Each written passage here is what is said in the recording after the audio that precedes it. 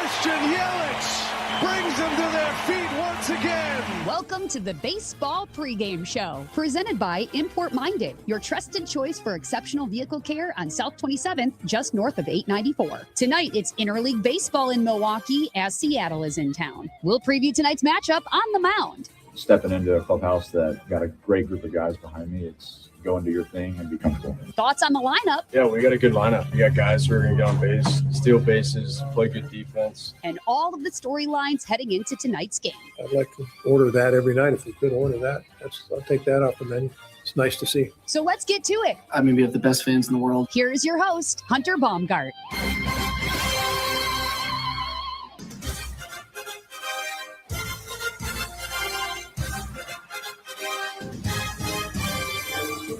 Getting you set for Game 2 of this 3-game series at American Family Field as the 78-48 Brewers host the 59-67 Seattle Mariners at 6:40 tonight in Milwaukee. Logan Gilbert on the mound for the Seattle Mariners. He is 9-7 with a 3.28 ERA. Dustin May on the mound for the Crew, making his third start in the Brewers uniform, 6-7. with a 4.13 ERA. Good to have you along for the ride, whether you're listening on Fox Sports 920 in Milwaukee, Fox Sports 920 on the iHeartRadio app, or watching us where you can on YouTube, Facebook, and X. The easiest way is just go to YouTube, search Fox Sports Radio Wisconsin, and that's exactly where you'll be able to find us 1 hour before each weeknight game. And tomorrow from 6 to 7 for Milwaukee Baseball Tonight, as we talk about the Crew. Really looking forward to that. So plenty to get to on this pregame show, and I want to hear from you. If you're watching us on those various social channels, whether that be YouTube, Facebook, or X, feel free to give us a comment. Mad City Brew, Phil, Charles, all chiming in already. Loved, most of the comments coming in are talking about what they loved seeing last night. When I gave you the lineup last night, I didn't necessarily think that lineup would tie the record for the most runs in a game in Brewers history. That I don't necessarily think would be the case. Honestly, whenever I read you a lineup, you don't really predict 22 runs. But last night is one of those nights, right? You get one per year, you feel like. That's kind of just like one of those, maybe two, right? 1 to 2 of those per year. Maybe you don't get to 22, but you get 1 to 2 of those. That's like 18-1 or something like that. Maybe you're on the opposite end of it. Brewers have been on the opposite end of that at times as well. But that was another level. Of course, the 9-run 8th inning is what stands out, and that's what got you to 22 from 13 and put you in, record-breaking status, tied for the largest margin of victory at a shutout since the start of 1888. Incredible last night. And Mad City Brew says, hope the Crew saved some runs for the next 2 games for the rest of the week. I know. I heard the guys in the huddle talking about that this morning. Armin saying he was waiting for the text from his dad to say, hey, they should save some runs for the rest of the week. As we know, that's not necessarily how it works, but hopefully, and honestly, and Phil says, looks like the day off and some home cooking woke up the Brewers' bats.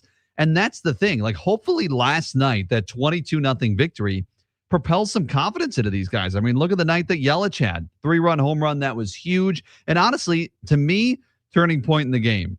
Two turning points of the game. And I know at 22-0, you don't really look back at the turning points, but there were the double steal it was still 1-0 in the 5th inning. And the Mariners attempted to double steal with 2 outs, and Contreras got the trail runner at second base. That was huge. It was safe. It was a safe call on the field, and then they overturned it to an out call, as they should. And then the Brewers went to work and scored 5 runs in the bottom half of the inning, and including that Yelich home run that made it from 3-0 to 6-0. So that 5th inning was really the turning point, the double steal, caught stealing by William Contreras, and then the home run by Christian Yelich. And then all of a sudden the Brewers were off and running. Jake Bauers with a home run, and it was just, pandemonium from there. Gary Sanchez finishes it out on the mound. 36,000 plus at American Family Field last night. That was awesome for a Tuesday night. Looking forward to tonight again. I mean, last night, 36,000 in there with the tornado warning that I got as I was walking into the park last night. Not too fun. And hopefully everybody stayed safe. If you lost power, hopefully it is back. Just some storms really ripped through the Milwaukee area last night. But that 36,000 strong at American Family Field last night. Tonight it is going to be beautiful, upper 70s, sunshine. Should be a beautiful night for baseball at American Family Field. So hopefully to see you out there. That's what I was trying to say for the last 10 seconds, and now I did. So keep those comments coming. Let's get you the lineups for both the Mariners and the Brewers coming into Game 2 of this 3-game series. Brewers going for the series win tonight. Here's how the Mariners will be lining up their 9 here tonight. Leading off at third base, Brendan Donovan. Batting second in left field, Randy Arozarena. Batting third in right field, Dominic Canzone. Batting fourth, the cleanup hitter, the center fielder, Julio Rodriguez. Batting fifth at first base, Josh Naylor. Batting sixth at second base, Cole Young. Batting seventh and behind the plate, Cal Raleigh. Batting eighth as the DH, Taylor Ward. And batting ninth at shortstop is Brock Rodden. For the Mariners, it's Donovan, Arozarena, Canzone, Rodriguez, Naylor, Young, Raleigh, Ward, and Rodden. For the Milwaukee Brewers, leading off at second base, Bryce Terang. Batting second in left field, Jackson Chourio. Batting third in right field tonight, Jake Bowers. The cleanup hitter is the catcher, William Contreras. Batting fifth as the DH, Christian Yelich. Batting sixth at first base, Andrew Vaughn. Batting seventh in center field, Luis Lara. Batting eighth at third base, Joey Ortiz. And back in the lineup tonight, welcome back, Coop. Cooper Pratt is back, batting ninth. And at shortstop. So for the Brewers, it's Terang, Chourio, Bowers, Contreras, Yelich, Vaughn, Lara, Ortiz, and Pratt. Cooper Pratt, as I mentioned, reinstated from the 10-day IL. He was on there a minimum stint. It was great. So he was put on there a week ago Sunday on August 9th, 10th, 11th, 12th, 13th, 14th, 15th, 16th, 17th, 18th, and then the 19th he came back. So there you go, 10-day IL, minimum stint, rehab assignment, quick, 1 game last night for the Wisconsin Timber Rattlers. All went well, 1 for 2, scored from second on a single. He was ready to rock and roll. Brewers deemed him ready. And, Pat Murphy said there might be a little bit of patience needed as far as his production because he's going to be getting used to live hitting again. Last night, obviously, is a good way to do that. But that I think when you look at the Brewers defense, and Mad City Brew just commented, finally a normal middle infield. Yes, there's been G1 Bay. Basically, in the last 10 days, there have been a lot of different combinations on that infield. You've had G1 Bay at second. You've had Jonathan Ornelas at second. You've had Andrew Vaughn at third. You've had Gary Sanchez at first. You've had Hamilton all over. You've had Ortiz all over. You've obviously been missing Bryce Terang at times. Terang has moved over to short a time or two. It has been all over the place. But the defense that you have tonight, maybe you could say Jake Bowers over Andrew Vaughn defensively at first, but Vaughn's still a very capable defender at first base. You really like your defensive lineup, right? You got Vaughn at first, you got Terang at second, Pratt at short, Ortiz at third. It is hard to find 3 better defenders on the same infield in baseball. That is a really good defensive lineup. And you couple that with what Pratt has done in his early major league career. I mean, you got to remember this guy has less than 2 months of major league experience, but his bat was missed because he's hit 272 in his first, less than 2 months in the big league. So that's a bat you miss when he's out. And then Ortiz, we all know what he has done and the way he's hitting the baseball. By the way, we're just going to take a gander at Joey Ortiz here, okay? Joey Ortiz has a 247 batting average now. Like, this was a guy who was struggling to get to the 200 mark, and he's now sitting at 247 on the season. You look back, let's go back to the beginning of July. His average sat at 203. It's now at 247 on August 19th. So about 50 days later, 203 to 247. You look back at early June. Joey Ortiz was hitting 194 on June 7th. June 7th, he was hitting 194. 2 months later, he's at 247. The remarkable turnaround is basically, and look, Joey Ortiz was batting the day that Pratt came up. Joey Ortiz was batting 207. Since then, since Pratt came up, his batting average has went up 40 points, from 207 to 247. I mean, what Joey Ortiz has done has been really impressive, and just sticking with it. and I want his bat every day in the lineup. And if you would have told, if I would have said that on this show in early June, you'd have been like, Hunter, I don't know what you're talking about, but I'm turning off your show right now. And look at this.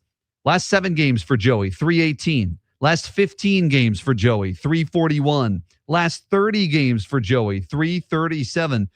It's just the on-base percentage is there, hovering right around 400 as well. So he last night 2 for 4, 3 runs scored, had a walk, didn't strike out. Obviously, the day, 2 days prior on Sunday, rough day for him, 0 for 4 with 4 strikeouts, and that'll happen to just about anybody sometimes. But Joey Ortiz, how about that? Just incredible. So he is in the 8th spot tonight, and then you've got Cooper Pratt in the 9 hole.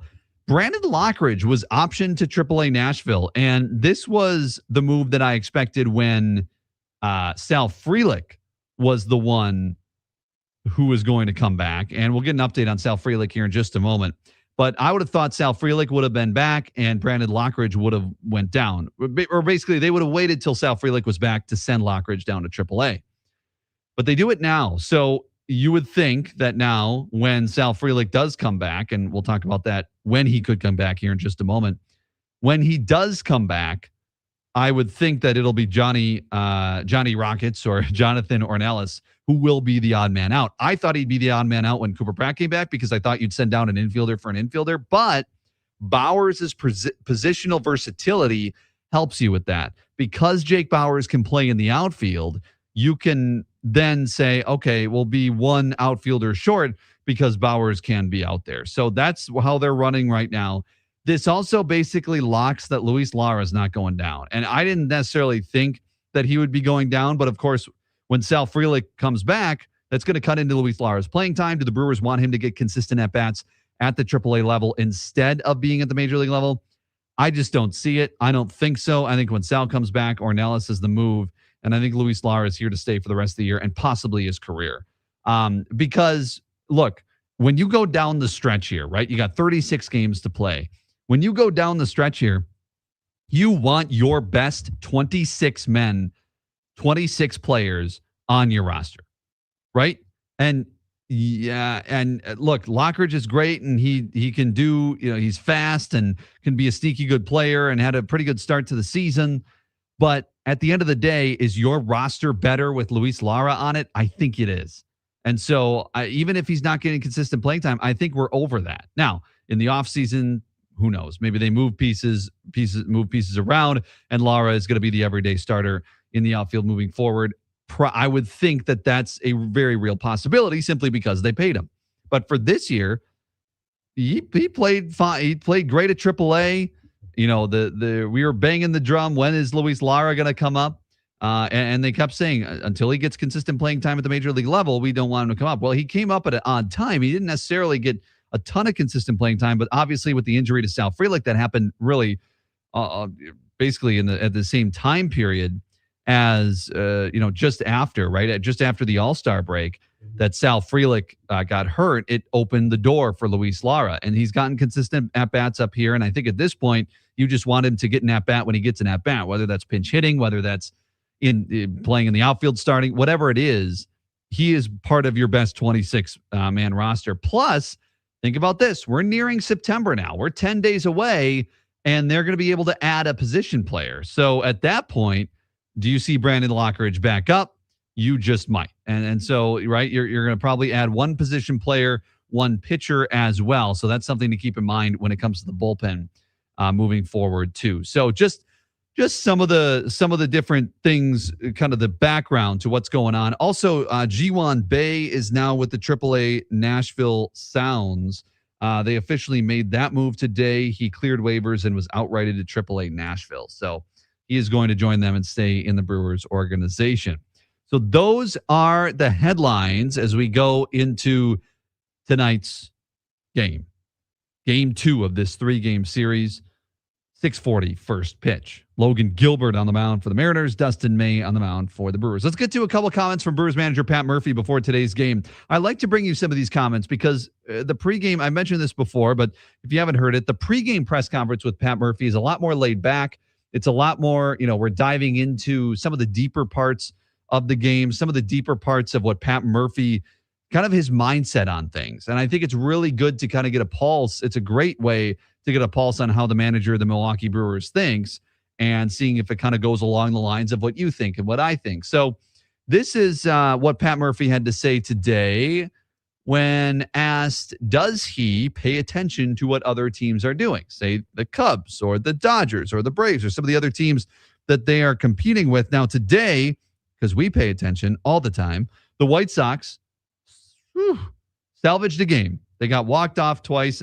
The White Sox could have won this series or even swept it, but Cubs walked off last night. They walked off the night before. Today, though, the White Sox shut out the Cubs 3-0, so that's great.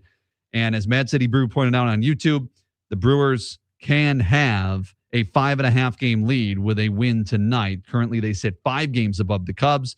With a loss tonight, they'll be 4.5. With a win, they'll be 5.5 up. This is what Murph had to say about paying attention to other teams this time of year. I mean, you follow it. You don't get engrossed in too many things. Like I watched Holmes pitch today, and I'm looking for ways that, like, how does he pitch? Like when he needs a strike or when he needs, like you're looking at little things. You make little notes. You can't control so much, so you don't really become immersed in it. And when you find yourself like watching and just like, oh my God, what about this? And what if this happens? Then you can get crazy. You know what I mean? That's divided attention. You know, we got to focus on Bryce Trang's, routine and kind of curb that. And what's Sal going to do a little bit different offensively that he didn't do earlier this season? But how can Johnny Cornelius have a different approach now that he's going to play once in a great while? Like, can he do that big move and still be on time? When he's in AAA doing that move every day, it's easier to be on time. But can you be on time if you're only playing once every 8 days? So I think that's obviously what the answer that you were probably going to get, right? They're focusing on themselves, what they can do themselves. But I also think it's very, obviously they're paying attention to it. And I think they're probably paying attention to it more than they might admit, because as humans, you are going to pay attention to that. Now, like he said, you get divided attention. And I totally agree with this. You get divided attention, and that's when things start to slip. You got to focus on what you can do.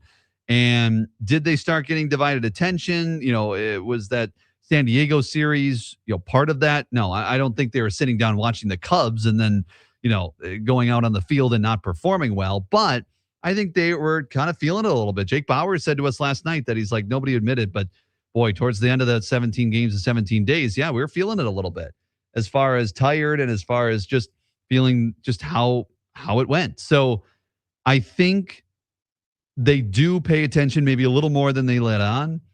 MLB Network is always on in that clubhouse, except for right after they lose. Then they don't have any music or any TV. But when they win, it is always on. It's on pregame. It's on all the time. So they are obviously paying attention to what is going on. But like you said, they aren't engrossed in it. They aren't sitting down and saying, all right, everyone, we're going to have a popcorn party because we're going to watch the Cubs play the White Sox this afternoon before our 6:40 first pitch because they have a 1:20 first pitch at Wrigley. No, that's not what happens. They may pay attention a little bit. Like Pat Murphy said, he watched Clay Holmes pitch for the Cubs today. So trying to pick up on little things that he can use in the 7 games against the Cubs coming up in the next couple of weeks. All right, Sal Frelick, what's the update on him? He came to Milwaukee to work out with the Major League Club yesterday, but we knew he was going to go out and go back on his rehab assignment. They wanted him to get a little more experience and make sure his arm bounces back from a couple of more games at AAA. So he is with the Nashville Sounds tonight. He's playing. They just started in Norfolk, Virginia. That's where Sal Frelick is leading off and playing right field tonight. This is what Pat Murphy had to say about Sal Frelick and his plan for him. Sal's going to play tonight and see if with throws that his arm responds the same as it did this past time he played. And then he's going to play one more game after that and see, again, if it responds. So back-to-back nights, if his arm can respond, making throws. And if so, we'll make a decision on Friday. Well, how affected do you think his offense was injured? I don't think we'll ever know, but I think knowing Sal the way we all know Sal, he was not going to speak up about it. I think he's been injured all year. So I'm just hopeful that he can play through this and not have to have a more serious approach to it. Knowing that he likes to play through stuff and he likes to be out there, Do you think this whole experience can be a learning moment for him, but maybe when's a good time? I do. When's a good time? Yeah, I mean, we talked about it a lot yesterday. Like, he's got to know himself and not be, his own worst enemy, and that he ends up damaging himself for the future because he'll play hurt. We know that. So that's why we sent him back. We could have kept him and activated him yesterday. He was ready to go, but we sent him back in order to ensure that he knew what we wanted. 2 straight days playing, and your arm feels great. I think we'll know more. And we told him, like, this is your career at stake. You know what I mean? So hopefully we get the good version. Look, Sal Frelick is a guy, and he's a gamer, right? He's the definition of a gamer. That's what everybody loves about him. We always talk about how quick in a game his jersey will get dirty, right? He is a gamer, and he is a guy who's going to battle through just about anything, but that can be to his detriment. And it sounds like it might be might have been to his detriment so far this year. I mean, obviously the numbers were down. We all know that. The batting average, 236 so far this year, and that obviously went up because of his really good June, but 288 last year. He was in the running for a batting title in the National League last year, 288, and you don't have to necessarily get back to 288. In fact, it'll be hard to do so, but if you can get him to around 250, 255 and be more consistent over the rest of the season, it's going to be really good, and it's going to really help this offense. And the other part to this is what the kind of maybe the concerning part to this is, I should say, is, they're hoping that we don't have to kind of go any deeper into this, basically, is what Pat Murphy was saying there. They're being cautious with Sal, and it makes sense because they're kind of working on 2 things, right? They want to obviously get him back to 100% health, but 2, they also are working on his offense down there, it sounds like, and doing trying to at least tweak some things or get him back to the offensive level they want him to be. But that injury part of it it's not necessarily a guarantee. Like that's kind of what the vibe I just got from Pat Murphy when I hear that. And when I heard the comments earlier today when we were in his office, like, it's not a total guarantee that he comes back. Obviously they don't. And he said yesterday, Pat Murphy said yesterday, we don't obviously want to make a roster move and then have to make another move. So that's why they're sending him back out on the rehab assignment to play in a couple more games, see how his arm bounces back. But I not that I think he'll come back and then have to go on the IL soon again, but it just sounds like, Pat Murphy said he's been hurt all year. And is that enough time? Is 1 month basically enough time to be out to recover from your throwing shoulder? Like, what makes you a really good outfielder? We've talked about Sal's arm many a time in the past and how good he is. Yes, he goes crashing into the wall to make catches, and he makes great catches out there. And as Pat Murphy says, takes unnecessary dives, but he's a really good defender, but his arm is a big part of that. And if he doesn't have that, obviously that's why he's on the injured list. So I think it's going to be interesting to watch as he comes back. Hopefully he bounces back really good. He bounced back from a couple of games in the last week, so that's good. And hopefully it is all positive from here on out for Sal. But I think it is something to watch where he does like to play through things, right? He had the knee last year, and all these things are affecting him, and he plays hard, so maybe he's more prone to get banged up. But you also want to be careful with him, and you also want him to be as healthy as possible going down the stretch. So I'm okay with taking the slow route on Sal. Absolutely. I mean, Murph basically admitted there, like, we could have activated him yesterday, but let's give him a couple more days, especially with Luis Lara being able to play and obviously Jake Bauers being able to play in the outfield as well. And this goes into Pat Murphy's next comment today, and a good question by Kurt Hogue of the Journal Sentinel saying, Pat, in sports in general, baseball, whatever it happens to be, right? You're celebrated if you can play through something, right? If you can play through what ails you. Oh man, he's a gamer. He'll play through anything. That's usually comes with a positive, connotation. But can that be a detriment? And the question to Pat Murphy from Kurt Hogue was, what do you think about that as a manager? And Pat Murphy had some really interesting things to say when it comes to the culture around injuries around the Milwaukee Brewers. Take a listen. Yeah, I think we have a little culture around here that is developed where guys don't go in the training room, guys don't talk about their injuries. And that's I think you got to speak up about it. Mitchell's foot is really sore today. Joey's got an ankle, but after discussing it, hey, we're going to let him go on. Mitchell, we think it's better to keep him out. But I think it's healthy because the trainers are not trying to keep you out. They're trying to do what's best to the best of their ability, and they have a lot of experience. So I believe players should go in and talk about their injuries. There's no sense playing hurt. Can hurt your team. I appreciate wanting to play through aches and pains. I really appreciate that. But this is a long journey. And you start building bad habits sometimes when something's bothering, like Sal's knee was last year. Who knows how that affects everything else. Well, and that's the thing too, right? You start playing through things, and then that's what gets you in trouble a little bit and starts making things linger and linger and linger. So I just thought that comment, though, was fascinating. The very start of that. Yeah, I think we have a little culture around here that is developed where guys don't go in the training room, guys don't talk about their injuries. And that's I think you got to speak up about it. So saying that really there's a culture, and look, Pat Murphy is, the old school type of coach, right? And that's, I think, what has worked, and he knows how to work with young players. I think that's what's made him incredibly successful so far as Brewers manager.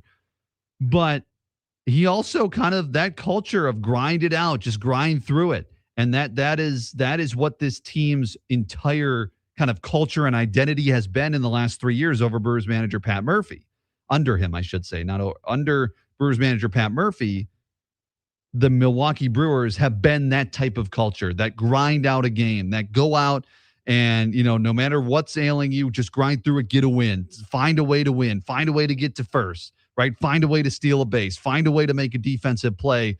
And more often than not, they have done all of those things, and they're 30 games over 500 again after winning the title of the division the last 2 years and getting to the NLCS last year and winning 97 games. So all of that to say that you look at what Pat Murphy just said there, and like, is that a culture you want? And that's kind of maybe an existential debate, a sports debate. Like, what culture do you want? Do you want a culture, and can you mix the two? Because there's probably a balance of both that is probably best for your clubhouse, right? The balance of, okay, we want you to obviously talk about your injuries and make sure that the trainers know. But also, if it's pretty really minor and you can play through it, we'll let you play through it. But I think from Pat Murphy's perspective, it sounds like, yeah, tell us what's going on. We probably will, if we deem it safe, we'll let you play through it. Example: Garrett Mitchell, sore foot tonight, out of the lineup. Joey Ortiz, rolled ankle last night, in the lineup. Right? There's different times where they're going to decide to do different things with different players, but they're not necessarily just going to keep you out. Joey Ortiz is a good example of that. We found out after the game last night he rolled his ankle. Joey Ortiz wasn't exactly sure when the ankle was rolled, but he is in the lineup tonight at third base, and he is good to go. And they're going to let him play. Now, is it possible? He played it with tape last night. I wonder if he tapes it up again tonight. We're getting towards that part of the year where maybe you do play through a little more. There's so many factors to it. I just think it's interesting that they have kind of developed a culture. And I think that comes from Pat Murphy. And if he wants to change that, I think, is it a whole identity switch, right? Like, that's what Pat Murphy has kind of built this culture of, just find a way to win tonight. If your mentality is win tonight, and that is, all over the Brewers, tunnel to get to the dugout from the clubhouse.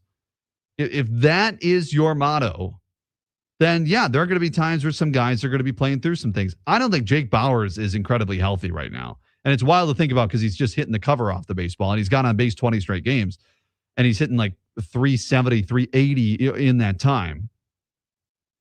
But you could see him grimace as not only he dove into second base, but also that wild play at home plate last night, both in the first inning. Now, he did tell us after the game that he was just gassed more than anything when he got to home plate. But he's been dealing with that abdominal soreness, and I just got to think that was gnawing at him when he dove into second and dove into home. In fact, he had to dive into home twice on that play. So, look, there are guys really all over baseball that are going to be playing through things at this point in the season. But I think you also have to think about, okay, is it worth it for the player? And I think Pat Murphy was, sounds like he had a good conversation with Sal yesterday because he Murph was talking to us yesterday and said, after this, I'm going to go and talk with Sal. And it sounds like they had a good conversation yesterday of, look, like, we want to make sure you're healthy here. And we want to make sure that you're healthy for not just this year, but your career. So we got to be careful, because I'm guessing Sal, and I don't know this, but Sal, I would think, wanted to come back and get activated yesterday. But to me, it makes sense why they didn't. He did hit a home run, by the way, here in the last few minutes for Nashville, which is obviously a great sign. The exit velocity on this home run, 87.4 miles an hour. The different distance was 323.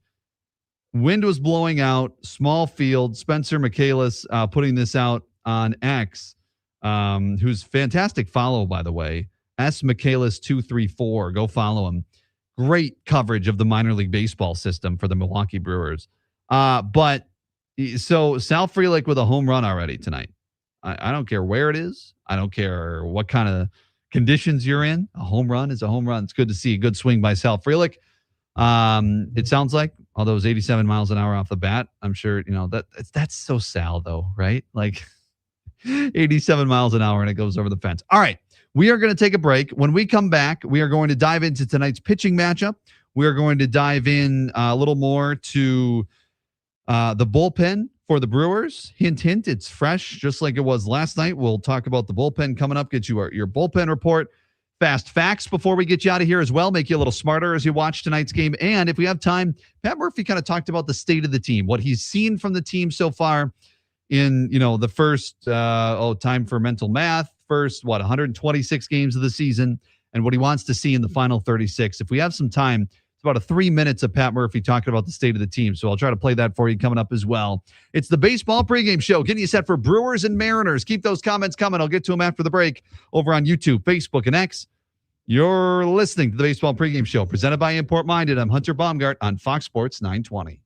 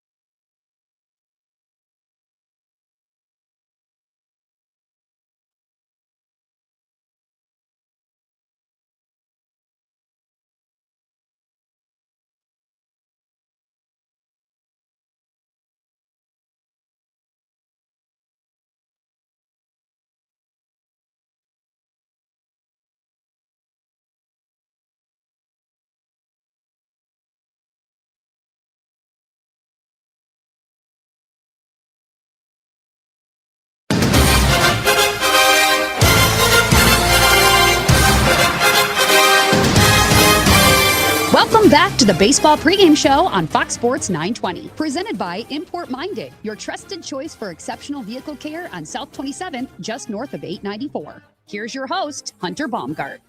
Getting you set for game 2 of a 3-game series between the Brewers and the Mariners at American Family Field. 6:40 first pitch, just over 30 minutes away. We'll get you the lineups coming up here in just about 15 minutes. If you missed them earlier, we'll also get you a couple of things to make you a little smarter as you watch tonight's game between the Brewers and the Mariners. Dustin May on the mound for the Crew. Logan Gilbert on the mound for the Mariners. We'll get to some details on those two starting pitchers here in just a few minutes. Comments flowing in over on YouTube. You can watch us there. You can watch us on Facebook or X as well. YouTube, it's easy. Just subscribe to Fox Sports Radio Wisconsin, and you'll always know when we go live. Let's see here. Charles says the Cavalry, or no, Go Team says the Cavalry is coming. Yes, indeed. Cooper Pratt back. Also, of course, you've got Sal Frelick on the way back as well. Charles says definitely good vibes rolling into October, rolling into September, I should say. And that's true. Hey, keep the good vibes rolling tonight. Brewers going for their 4th straight win. They're trying to go to 31 games over 500 for the first time this season. And Phil said, with a win tonight, the Brewers go up to 5.5 games up, right where they were before the San Diego series. And that's it. And that's also, Phil, right where they were before the 17 games in 17 days. And it's like, we thought about that as a kind of a gauntlet, and it was. And you also think about the Cubs and say how hot they have been. Well, you sit back and you really take a look at it. Brewers have kept this at a really good lead, and they have done it because they have been resilient and they have bounced back when they needed to, i.e. that Dodgers series. They don't do that against the Dodgers, and we could be talking about a different division at this point right now and kind of a different look in the NL Central, but we're not, which is good. Also, our friend Pipe Bomb chiming in as well here with a great comment regarding the injury culture that we talked about before the break. Says, don't you think the culture of playing hurt comes from Wild Bill? He played with a broken finger all last year catching Miz. Gotta come from Contreras. That's a great point, Pipe Bomb, and miss you, Pipe Bomb. And it's spot on. Think about that, because Wild Bill literally played with a broken finger like the entire season last year. And do I think that ultimately hurt his offensive production? Probably. Although I was expecting him, since he was healthy this year, to be better than he has been. He's an all-star, so obviously you obviously like that and appreciated what he did in the first half. And his average is at 260, so it's not like it's been horrible. But his career average is 270, so he's a little bit below that. His line or his average last year was 260. You're getting about the same thing as you got last year from William Contreras this year. So last year, when the offensive production overall went down from 2024, I mean, this is a guy who had 23 home runs in 2024. He went down to 17 last year. He's got 12 right now. So he's on pace for about 15, 16. He could have less home runs this year. We'll see. He's on pace for about the same RBIs. The amount of walks has went down. The amount of strikeouts has went down a little bit. So it's going to be interesting to see where he finishes compared to last year when he played 150 games, most of those with a broken finger. But that's back to that culture, right? William Contreras, and he's one of the quiet, I think, leaders on this team, especially kind of the Latin American players and that side of the room, so to speak, because he definitely is. I think their on the field leader is William Contreras, and so if that guy's playing, if a lot of these Brewers were here last year, if they saw William Contreras battling through last year, okay, they're going to take after that a little bit, and that's leading by example. So I think it's a great point by Bomb and talking about the injury culture coming from the players that said it, right? Jake Bauers, like I mentioned, I think he's still playing through some soreness on that side, but he's performing well and just that mentality. So like I said, if they're going to switch that mentality and that culture at all, it's going to be hard to do because that's the Pat Murphy way. Gilbert says, whatever culture we have regarding talking or not talking about injuries, it starts and stops with Murph. That's exactly right. Murph sets it. Like, does Contreras contribute to that by playing a year on a broken finger? Yeah, absolutely. Like, because other guys look up to that. So does Contreras, have that, have that ability to lead in that way? Yes. But does the buck stop with Murph? Always. Absolutely. Good to have everybody coming in here. Thomas, good to see you. Joe says, did anybody have a better day than Kyle Harrison ERA yesterday? Scoring change, and he dealed in 5 innings. Yeah, that guy's ERA went from 3.47, I believe, to down to what he had at the end of the game, which I believe was 2.84. So I don't think anybody was even, 2.84. I don't think anybody was close, Joe. I think it's a great point that nobody was even close to the type of day that Kyle Harrison had ERA-wise. Let's look at tonight's starting pitchers. Logan Gilbert, the righty on the mound for the Mariners, 9-7, 3.28 ERA. He's been really consistent for a long time. This is his 6th year in the major leagues. He only has had 1 year with an ERA above 4. And that was his first year that he had 24 starts, least amount of starts. His last time out in New York against the Yankees, 6 shutout innings. This guy's good, folks. He's gone 6 innings in 10 of his last 11 starts, so he's going deep into ball games. In August, through 3 starts, he has a 2.29 ERA. Now, July wasn't great for him, 3.51 ERA, which isn't bad, but it's just not as good as maybe his August has been. How about these splits, too? I always try to find one thing about the opposing pitcher that will either, maybe give you a good feeling about what the Brewers could do against him, or maybe not. This one on the maybe not side. Logan Gilbert, away from Seattle, has a 2.25 ERA. At home, he has a 4.01 ERA. So he's been much worse in Seattle compared to on the road, almost 2 runs better on the road. So we'll see if that helps him tonight. Also, reverse splits for him. Lefties are hitting against Gilbert 197, righties 229. Obviously, both not hitting well, but lefties are a little worse, which is interesting because he is a righty. Dustin May on the mound, making his 3rd start in a Milwaukee Brewers uniform. Overall, he's 6-7 with a 4.13 ERA. But this is what he's done for the Brewers in 2 starts. Obviously, coming off his 7th inning of 1-run ball performance in San Diego. Unfortunately, they lost that game in extra innings. But this is the first night game, by the way, that Dustin May is starting in Brewers uniform. But that's neither here nor there. Through 2 starts, here's what Dustin May has done. 13 innings, 7 hits, 3 earned runs, 5 walks, 11 Ks. Really, the only blemish on that is probably the 5 walks. And, he didn't love that after his first start. And I would think that's what he's going to try to clean up here. But, boy, 13 innings, 3 earned runs. His ERA in the first 2 starts as a Brewer, 2.08 ERA. He's basically been the best trade deadline acquisition so far. Now, a lot of these starters that were acquired at the trade deadline have 3 starts under their belt already. So let's see after tonight. But we can really do this compare and contrast tomorrow night on Milwaukee Baseball Tonight. We'll dive into it more, 6-7, wherever you're watching or listening to this right now. You'll be able to hear that. We'll talk about the series finale yesterday and dive into some more Brewers topics, look ahead of the weekend against the Braves. But so far, he has a better ERA in a Brewers uniform than Skubal does in a Dodgers uniform, than Gausman does in a Cubs uniform, than Peralta does in a Rays uniform, than Casey Mize and Robbie Ray do in Padres uniforms. Like, he's got a better ERA through a couple of starts in his new uniform, and he pitches well tonight, and that's going to stay. So really, really impressed with what Dustin May has done so far in a Brewers uniform. Excited to see him back on the mound tonight. Bullpen Report brought to you by Community Roofing and Restoration, telling you who is available tonight for the Milwaukee Brewers. Bryce Wilson available, hasn't pitched since Friday. Aaron Ashby pitched Saturday and Sunday. He's available. Trevor McGill hasn't pitched since Saturday. He's available. Antonio Sensatella hasn't pitched since Saturday. He's available. Chad Patrick and DL Hall both haven't pitched since Sunday. They're available. Grant Anderson yesterday threw 9 pitches. I would argue he's even available. I think everybody's available in that bullpen.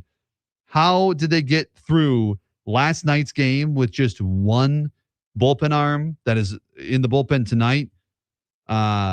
Pitching last night, because Shane Drowan covered a couple innings. I was not expecting that. I knew that they were going to keep with the 6-man rotation. I thought they would keep with it this time around, but they're actually going to slot him in on Sunday when the Brewers go to Williamsport to play the Braves in the Little League World Series game.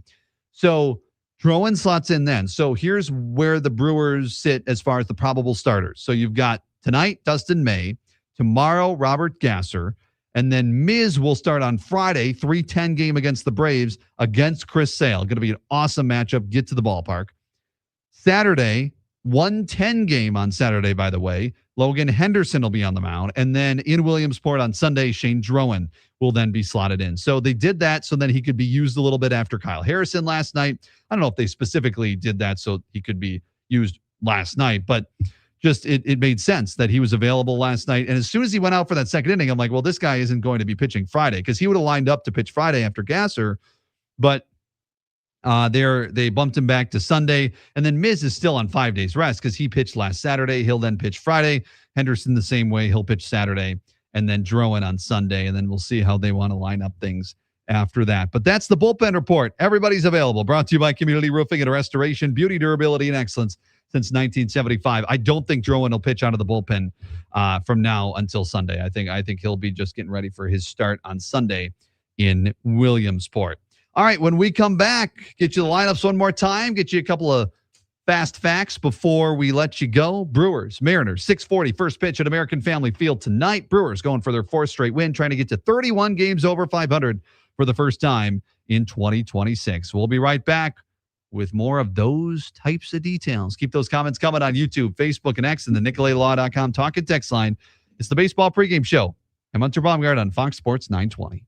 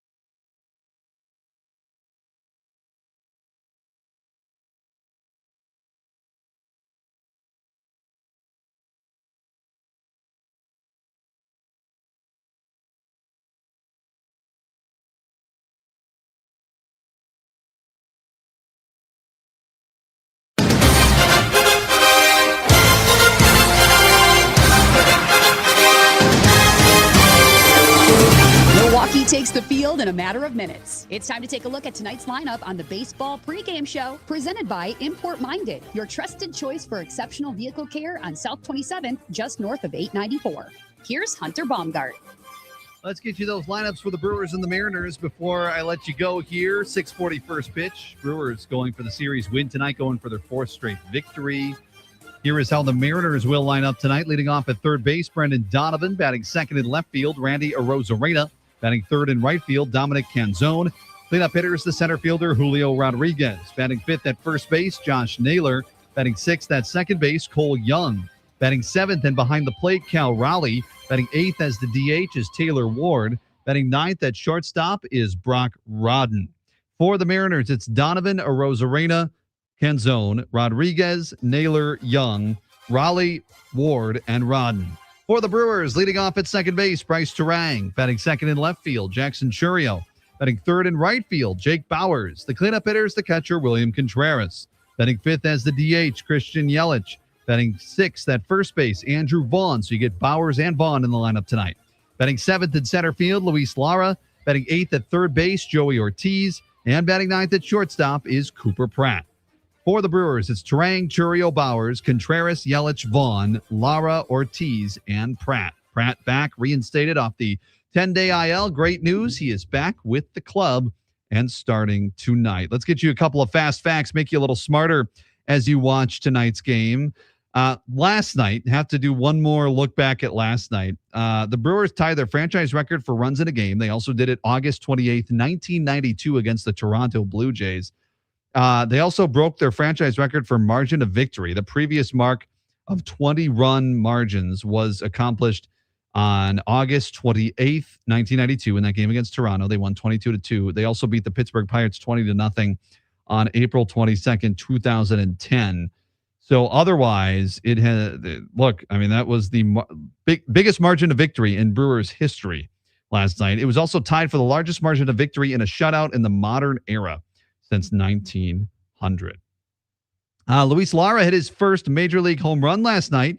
It came off of infielder Leo Rivas. So by the way, Lara joins Tyrone Taylor as the only players in franchise history to homer off a position player for their first career home run. Something to watch tonight. Jake Bowers enters the day on a 20-game on-base streak. During that streak, he's batting .382 with a .494 on base. The guy's getting on base almost half of his at-bats over his last 20 games. Incredible. Trevor McGill unscored upon in his last 9 games. He's retired 27 of his last 28 batters. The only base runner coming on an intentional walk in San Diego on Wednesday. He's converted 14 straight saves. And the Brewers have the best record in the majors overall right now. We can just say that Brewers are the best team in ball. But also they have the best record during interleague play since 2022. They are 128-72, and also they're 26-14 against the AL this year. That is the best record in ball in interleague play. So lots going for the crew. Let's see if they can win tonight. Dustin May, his third Brewers start. I'll be with you tomorrow. First I'll join the huddle, join the guys in the morning, 7:25, wherever you're watching or listening to this, and then Milwaukee baseball tonight, tomorrow night at 6, wherever you're watching or listening to this. This has been the Baseball Pregame Show, presented by Import Minded. I'm Hunter Baumgardt on Fox Sports 920.